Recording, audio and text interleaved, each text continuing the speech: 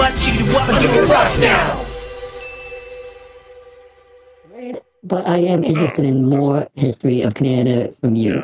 Yeah. Well, I was just gonna say we got that kind of stuff where you're like, hey, there was people groups, there was people that did things. Vikings landed here first, and yeah, That's true. and then when it came to the war with the French, basically there was a truce, and that was how Canada basically became born. And then they're just like, you know what, we should have coast to coast. So that's why they built the railroad, so you go coast to coast, and then that's basically Canadian history. So it's like we really don't. There's like a couple rebellions with like Louis Riel, which is kind of fun, but we on that front we got nothing else. Like that's like our claims to fame are basically World War One because we had the stormtroopers. The Canadians were the most effective battle units in World War One. I don't know about that. No, it's true. When it comes to actual like units, I'm not talking about manpower. Like America brought the manpower. We had the most effective units. We were the most scary in World War One. So here's the truth about the truckers. Okay, I'll let you guys in on it.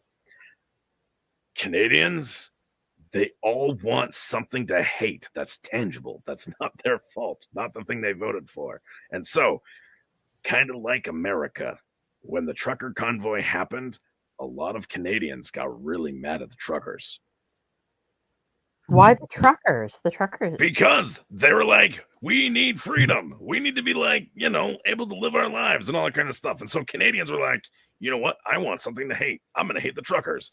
You could hate the people that you voted for. You could try to have an impact and make. Or you could maybe, I don't know, vote for different people. That's what I was just saying. Yeah. And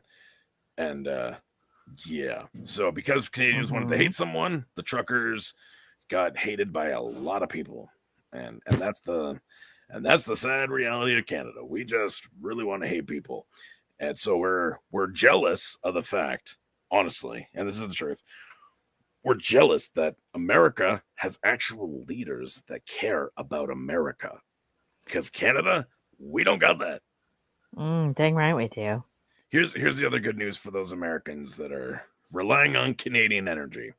First, we're paying for it, not you. Okay? So they're actually selling America energy rates at a loss.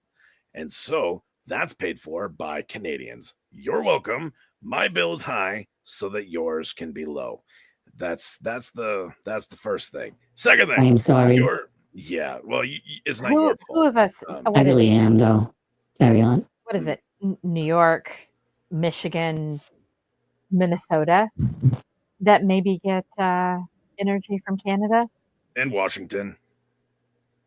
Washington. Yeah, basically all the northern states, they rely on Canadian energy. All the northern states. Well, most of them. Most. Anyway. Just the blue ones, but go on. Well, yeah, probably. So the other thing is that power that like Doug Ford, who's my premier, he what was I gonna say? He's like, we're gonna cut off the power. Funny thing, he has absolutely no authority to do that. There's regulatory boards that he would have to get that through, and they're paid off. So not gonna happen. Nothing to worry about. Your energy is fine. I'm still footing your bill. You're welcome. Well, and then if you're like, hey, why can't we sell you milk? I'll tell you why you can't sell us your milk. It's because we have an oligarchy running our entire dairy system here in Canada. Okay, so don't you have an oligarchy running pretty much every system? Yes, that's the problem. So right now, when it comes to your milk, you're like, we want to sell our milk. Well, here's why you can't. Because for decades, we've been hearing that your guys' milk has everything other than milk in it, which is probably kind of true. But like in Canada, milk has just milk with a few vitamins added to it.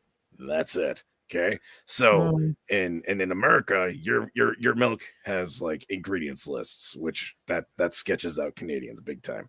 But I don't drink on top milk, of that, so you can have that one. That's a free pass. Well, in Ontario, we have milk in a bag, which creeps out everyone. Wait? Yeah. In a bag? Like what kind of a bag? Like a Ziploc Like, bag? Like a no, it's like like a a sealed off plastic bag. So basically, like you know a how Capri Sun juice box? no, it's in a literally a plastic bag. Here, I'll show you here. Well, that could have a benefit because if I had a fuel tank attached to me and it was flexible, as I drain the fuel tank would get smaller, and then I can crawl between tighter spaces, which is quite a problem when I'm trying to squeeze between the doorway. That's why I was late today. You were There you go. squeezing through a doorway? Well, I was Okay, so bumping into here you things. go. This is bagged milk. I gotta work on my laughing emotion chip, guys. But Well, I will that's consult how they DJ. fill the dispensers. Like if you go to Yeah. a cafe or something Yeah, and they have a but dispenser, it's just a bag for a dispenser, right? It has a tube but on it. here You you stick can it in. just buy it like that, and so you And don't be able to buy a and jug. You then can what buy, do you do with it? Do you have to put it in a container then? yeah, like that little container that's right here. You can't see my mouse. And apparently share this tab instead. All right, here we go. So You you take put the Is it it in a milk. pasteurized? And it's pasteurized. You put this milk in here, so it's a and this pitcher. and it goes inside the pitcher, and then you use your scissors. So you just cut a little hole, and then you pour your milk.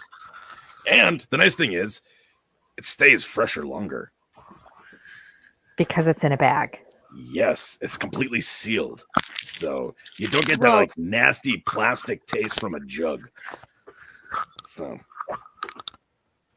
anyway, but the reason why we won't buy your milk is for the propaganda reasons that I've stated already. The other reason is the oligarchy, which they make you pour out extra milk. I know dairy farmers, they have to pour out milk onto the ground if they have collected too much. So we have artificially inflated milk prices. So you guys are like, wow, we're gonna burn all our chicken barns with the chickens on the inside so that we have no eggs. Well, we basically do the same thing with milk. So, and have been doing so for the last like 50 years. You're welcome. You don't want to enter into our milk system because it's a dumpster fire. And yeah, so Well, there's a lot of problems up here in Canada. And so all the problems that you guys have been dealing with, it's basically even more entrenched up here. So there you go. That's the nutshell. That's the tension between North and South right now. And Hey there! So what you just watched was a portion of our live show that happens on Wednesdays at 9 p.m. Eastern. Apparently you were too lazy to be there that time, but maybe you'll be there next time. Remember, Wednesdays, 9 p.m. Eastern.